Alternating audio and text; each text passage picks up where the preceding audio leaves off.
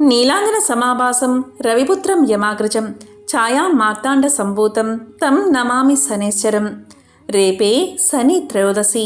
శనివారం నాడు త్రయోదశి వస్తే దానిని శని త్రయోదశి అంటారు. శనివారం శ్రీ మహావిష్ణువుకు ప్రీతి పాత్రమైన రోజు. అలాగే త్రయోదశి పరమేశ్వరుడికి ఇష్టమైన రోజు. అందుకే త్రయోదశి శనివారం నాడు వస్తే శివకేశవులకు అత్యంత ప్రీతిపాత్రమైన దినాలని పెద్దలు చెబుతారు. శని జన్మించిన తిథి కూడా త్రయోదశే. అందుకే శని త్రయోదశికి అంతటి విశిష్టత ఏర్పడింది. ఈ రోజున శనికి ప్రత్యేకమైన పూజలు చేస్తే శని దోషాలైన ఏలినాటి శని, అష్టమ శని తదితర దోషాల నుండి విముక్తి లభిస్తుందని పురాణాలు చెబుతున్నాయి. శనివారం నాడు శ్రీ మహాలక్ష్మి, నారాయణుడు అశ్వత్థ వృక్షంపై ఉంటారని పురాణాలు చెబుతున్నాయి. అందుకే శని త్రయోదశి రోజున అశ్వత్థ వృక్ష సందర్శన, ప్రదక్షిణ చెయ్యాలి. మరి ఎంతో విశేషమైన ఈ శని త్రయోదశి రోజు ఉదయం సాయంత్రం స్నానం చేసే నీటిలో ఏం వేసుకుని స్నానం చేయాలో ఇప్పుడు ఈ వీడియోలో తెలుసుకుందాం.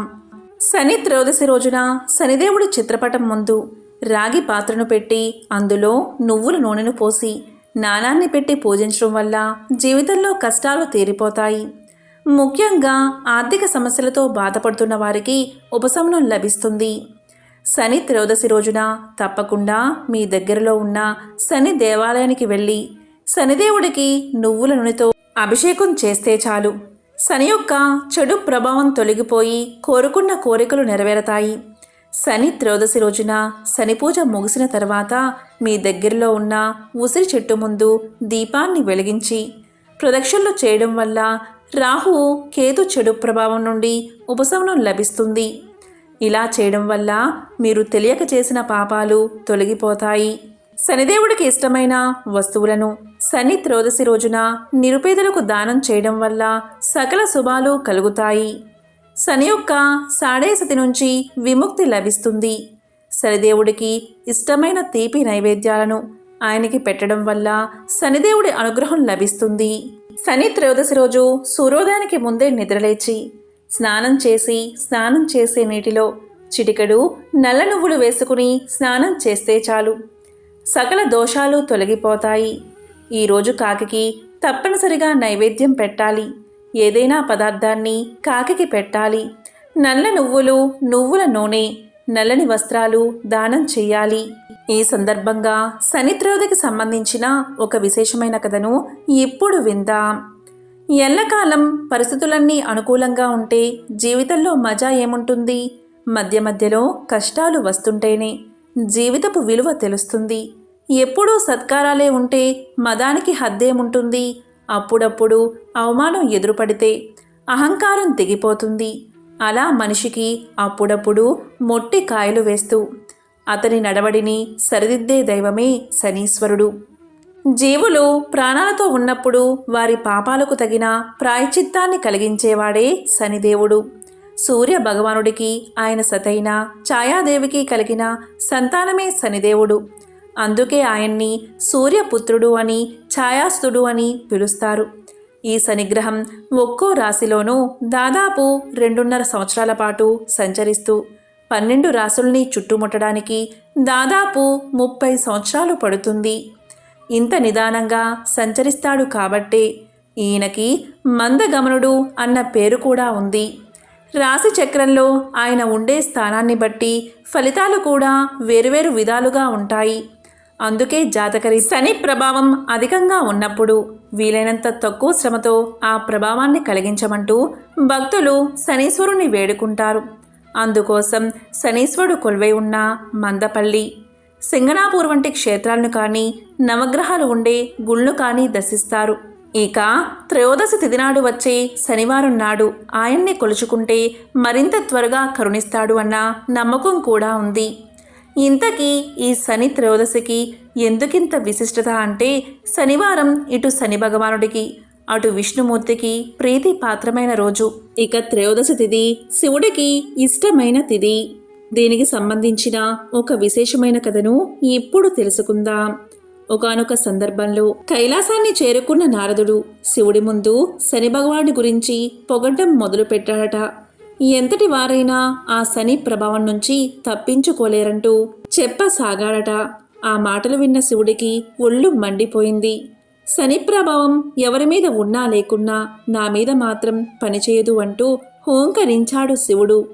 నారదుడు యథాప్రకారం ఆ మాటలను శనిదేవుడి వద్దకు మోసుకు వెళ్ళాడు. నా ప్రభావం నుంచి తప్పించుకోవడం ఎవరి తరమూ కాదు, ఇది సృష్టిధర్మమంటూ కోపగించిన శని భగవానుడు శివుణ్ణి పలానా సమయంలో పట్టి పీడించి తీరతానంటూ శపథాన్ని చేశాడు. శని శపథం గురించి విన్న శివుడికి ఏం చెయ్యాలో పాలుపోలేదు. ఆ శని మాట నెరవేరితే తన ప్రతిష్ఠికే భంగం కదా అనుకున్నాడు. అందుకే శని చెప్పిన సమయానికి అతని కంటపడకుండా ఉండేందుకు భూలోకంలోని ఒక చెట్టు తొరల్లో దాక్కున్నాడు. మర్నాడు కైలాసంలో ఉన్న శివుడి చెంతకి శని భగవానుడు చేరుకున్నాడు. వినమ్రంగా తన ఎదుట నిలిచిన శని చూసి, నన్ను పట్టి పీడిస్తానన్నా నీ శబదం ఏమైంది అంటూ పరిహసించాడు పరమేశ్వరుడు. దానికి శని, ప్రభు, ఈ ముల్లోకాలకు లయకారకుడవైన నువ్వు పోయి ఆ చెట్టు త్వరలో దాక్కున్నావే, అది నా ప్రభావం కాదా, దీన్ని శని పట్టడం అనరా అన్నాడు చిరునవ్వుతో.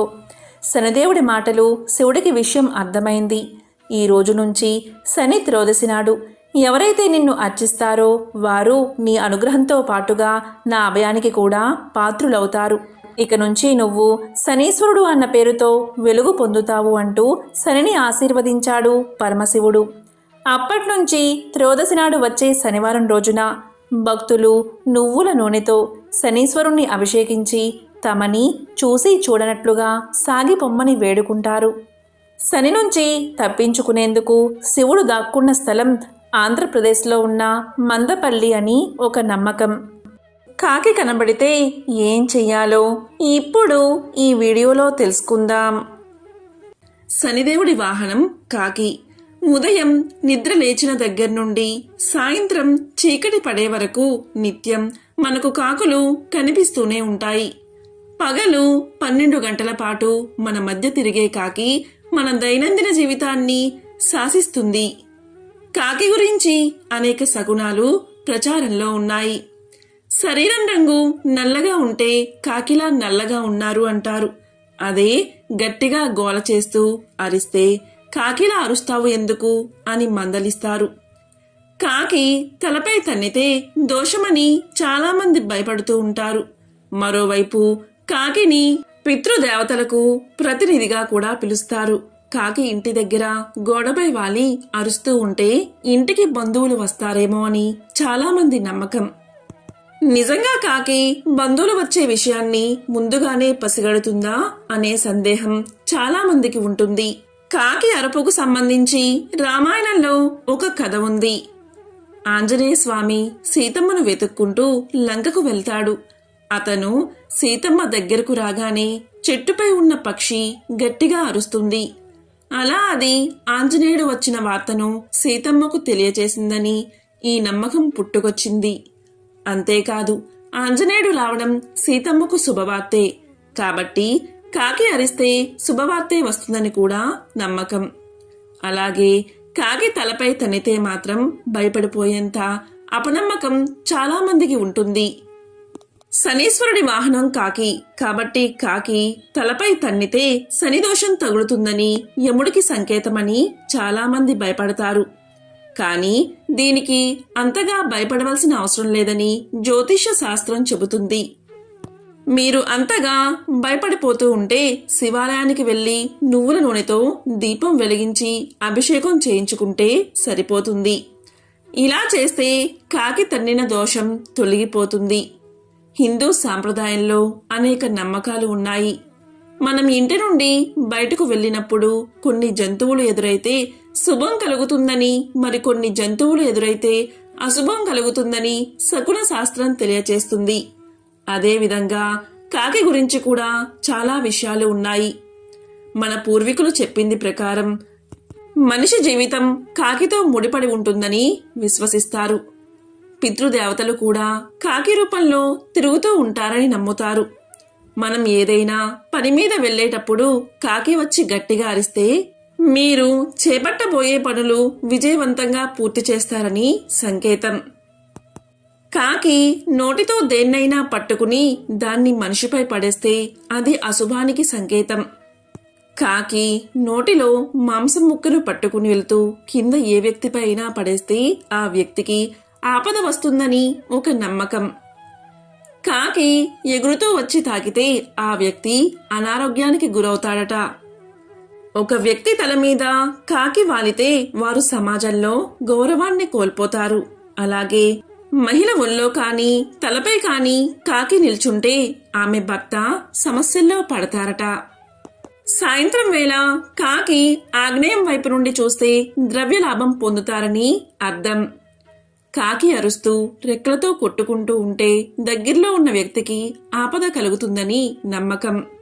కాకి ఇంటి పరిసర ప్రాంతాల్లోకి వచ్చినప్పుడు బియ్యపు గింజలను వేస్తే దరిద్రదేవత ఇంట్లో నుండి బయటకు వెళ్లిపోతుంది.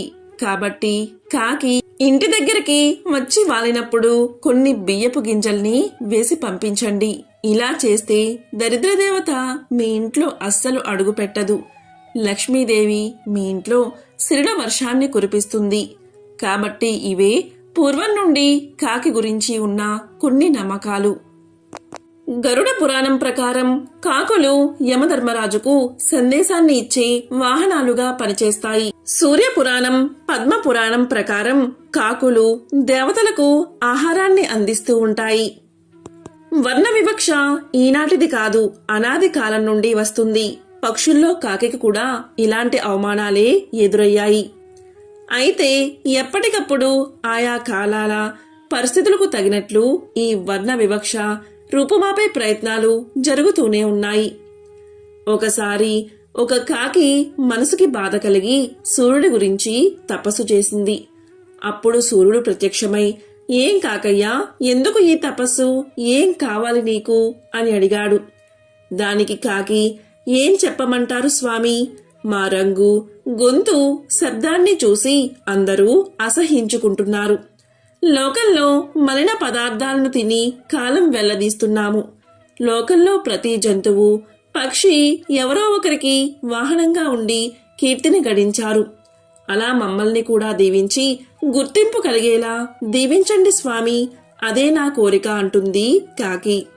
సూర్యుడు ఆలోచించి, పితృదేవతలకు పెట్టే పిండము నీవు తప్ప మరే పక్షులు తినవు. ఆ పిండము నీవు తింటేనే ఆ ఆహారం పితృదేవతల ఆకలి తీరుతుందని వరమిస్తాడు. ఇంకో వరం ఏంటి అంటే, సూర్యుని కొడుకు శనీశ్వరుడు.